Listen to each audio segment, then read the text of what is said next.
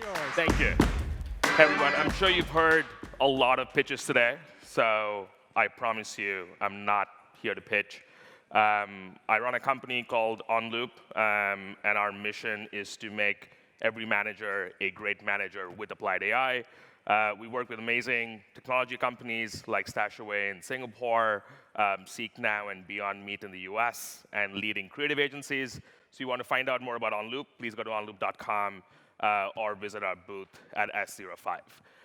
But I thought what might be a better use of our time is to have a slightly thought-provoking conversation around potentially my predictions about the future of work. So just to set up some context on where I come from, I grew up in India, where I spent most of my pre-adult life, and for the last 20 years have called Singapore home.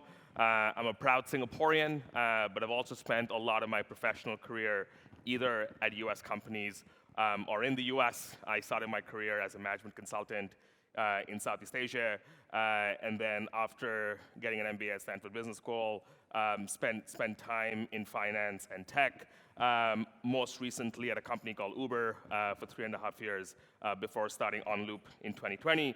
I spent a lot of time thinking about how the seismic shifts in the world of work really affects us for the next decade or two. And I've been lucky to be on Bloomberg and a bunch of podcasts around this topic. So just to drive straight in, I believe there are sort of three turbines that are really revolutionizing the workforce of today. So one is the permanence of distributed hybrid remote teams. Today, about 80% of global knowledge worker teams are not back in the office full-time. All the leaders are trying to bring people back. We believe that hybrid teams are here to stay. Obviously, two is the ubiquitous usage of applied AI at work. Despite the sort of nascency of this tech, 75% of knowledge worker teams are already using applied AI, and we expect that number to keep increasing. And then finally, and this is the one that's not mainstream yet, is immersive VR. And sort of immersive human-like virtual reality, in my opinion, will sort of be the third seismic shift that will accompany hybrid work as well as Gen AI to really transform how we work. And so in terms of sort of to really how we think about how these shifts will affect the workforce, there are sort of four areas I'll talk about. A, the tools we use, and how I expect that to transform. Two, what humans do versus what machines do. Three, who does what globally, and how that transforms. And then four is how we as knowledge workers really monetize our time and efforts. So for my first prediction around the tools that we use, tools like Zoom and Slack really became ubiquitous in the pandemic, but I strongly believe that there'll be a constant state of decline over the next 10 years. So this is a chart of Zoom's stock price over the course of 2020 to 2024. It really sort of became a verb for everybody in the pandemic, and I think Zoom as a company had a huge opportunity to really become a mainstay of broader enterprise tech, but that never happened.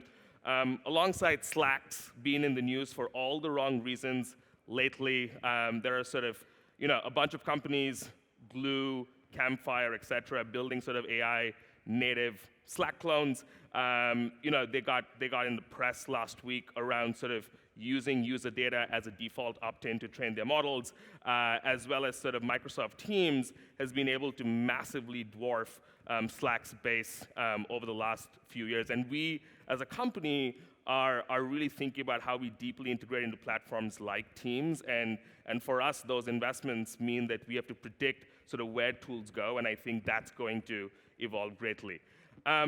I think the second is that lifelike immersive 3D video conferencing is much closer than we think. So this is an image of Mark Zuckerberg on a podcast with a podcaster named Lex Friedman.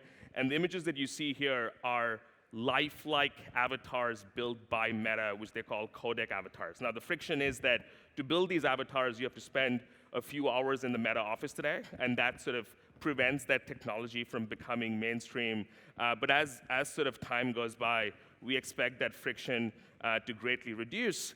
And sort of VR form factors like helmets, for instance, can really sort of reshape how we think about the devices that we carry. And this notion of two-dimension Zoom calls on a computer screen is likely going to be something that will feel historic in a couple of years. Number three, and this is less controversial, I think voice and conversational input will completely change how we interact with systems and others at work. Andreessen Horowitz, in its 2024 Big Ideas, talks about how voice-first apps will be integral to our lives, both on the consumer front as well as on the work front. And what we've seen in the last few years is very much sort of the tip of the iceberg in sort of the way we interact with systems. And just to throw a data point out there, WhatsApp is already seeing 7 billion voice messages a day. That's per day. And as sort of our ability to parse voice conversations and use what infants learn to speak as a way to fundamentally communicate, I think we're going to drastically change both the efficiency and efficacy how people work together. Now, sort of moving on to my second topic around what humans will do versus what machines will do, I believe that the only real human skill that will remain better than machines is making judgment calls or making decisions.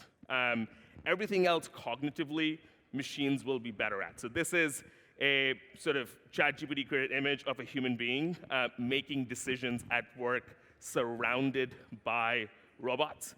And actually a big flaw of our education systems is that we're actually not taught how to make decisions. And so folks like me, once you're thrown into a CEO chair, you're making a lot of mistakes because largely your job becomes about making decisions. I think that focus on decision-making being a human skill will continue, and I think our education systems will need to adapt alongside. And on a related note, I think we will start sharing conference rooms, workplaces with AI employees, both in humanoid and machine form. So this is a picture of Jensen Huang at a keynote in Taipei last week, coming on stage with a variety of humanoid robots, and he's gone public in saying that he's all in on humanoid robots. So, these things that feel super futuristic and sci-fi are literally years away, and I think that the seismic shift that is coming around the future of work is much closer than we think. So to get to my sixth prediction, and this is more around sort of what work happens globally, I think one of the things that we've seen around the world is that low-cost labor markets, places like Indonesia, places like South Asia, have been slower to build business efficiencies, and I don't think that's going to change. And so this is a very interesting chart that I found while researching for this talk around the GDP per hour worked in places like the US versus sub-Saharan Africa. And you'll see sort of a 15 to 20x delta from one side to the other. And that means that despite automation or other technologies being available in all parts of the world ubiquitously, we've not seen the same productivity gains equally. And that's largely dependent around the cost of labor. And so as you think about Gen AI tech, the adoption will be somewhat proportionate to a chart like this. And so people like us who run global businesses think a lot about where we focus and where we don't focus. So for us, as an applied AI company, although we are in Singapore, we don't really focus on Southeast Asia because we don't think that the adoption of applied AI will be as quick in the developing world versus the developed world. I think the one exception there is the Philippines, and I am personally incredibly bullish on the future of the Philippines as an outsourcing capital for the world for non-technical work. So a couple of quick data points here. One, obviously the chart on the left talks about the relative salary per average outsourced employee in places like the Philippines and the US. And the chart on the right shows you sort of the top outsourcing services in various countries. And the exception you'll see here is that the word IT does not show up for the Philippines, but shows up for every other country on the list. And I think that's a feature, not a bug. And actually, the number of companies globally that have non-technical outsourced work in the Philippines is significantly higher than you think. And so those workers equipped with Apply AI potentially sort of allows the Philippines to become what China was for manufacturing or India was for coding, with the Philippines sort of being able to take advantage of more and more non-technical knowledge work being outsourced globally. Number 8, and actually I was watching a Thai gentleman present right before this on stage, and the judge somewhat rudely said, basically I had no idea what he was saying. And sure, I don't think his presentation was super coherent, but part of it was the fact that he's Thai. And when someone's a non-native English speaker, that eloquence gap massively affects their ability to be successful in systems like this. And a large reason for America's success in every business is eloquence.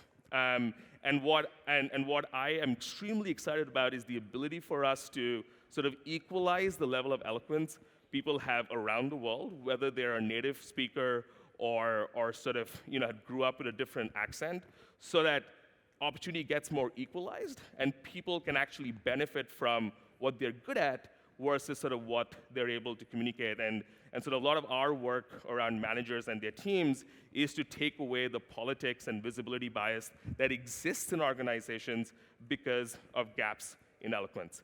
And then lastly, around sort of where I think knowledge workers will spend their time and how that will evolve, I think this notion of full-time salaried employment is already on the decline and will continue to be on the decline. So even today, nearly 70% of Gen Zers are either freelancing or expect to freelance, and about 56% in the US say they have a side hustle or a side gig.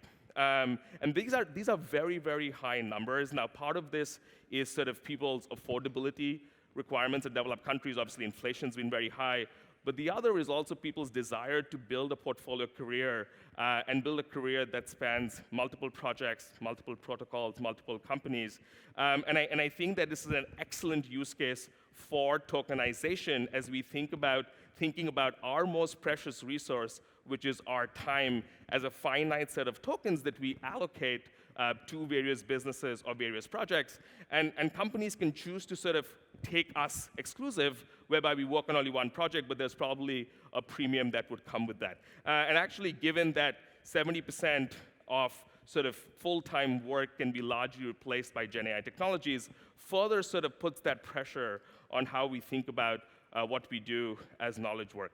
And the number 10 prediction, and this is a little bit closer to home, the employee productivity development training market is a $370 billion behemoth that's waiting to be disrupted. And this is a combination of applied AI as well as sort of immersive VR, as I spoke before. Companies spend $370 billion on employees every year to make them better. About $3 to $4 billion of that goes just on manager capability, and that works out to roughly about $1,500 per employee per month. To give you a sense of numbers, there are about 19 million managers in the US, so that's 1 of 5 of every knowledge workers in the US, and that sort of translates to about 70% globally, 70 million globally. And 70% of manager time also goes into admin tasks and execution. And actually, we as a company were the first company in the world in 2021 to work with GPT-3 to automate performance reviews, which is probably the still most widely hated use case for knowledge work globally. And actually, McKinsey and Bain and other research today shows how much more manager savings can come from taking away a lot of the human admin around tasks like performance management, resulting in a 3x increase in Gen AI's ability to automate. So just to close out, I think what particularly excites me, and we sort of come at this from a problem. My background is in sort of running organizations and thinking about it from a business impact perspective. I think where Gen AI is super exciting in its ability to solve decade-like problems like feedback, like goals, that have eluded knowledge workers everywhere. And both in terms of the productivity gains, better decision making, as well as reduction in bias that Gen AI can drive for managers is incredibly exciting. So thank you for your time. Hopefully you learned a thing or two, and I really appreciate it. I'm around after the talk. We're also at booth S05 if you'd like to sort of discuss more. Thank you.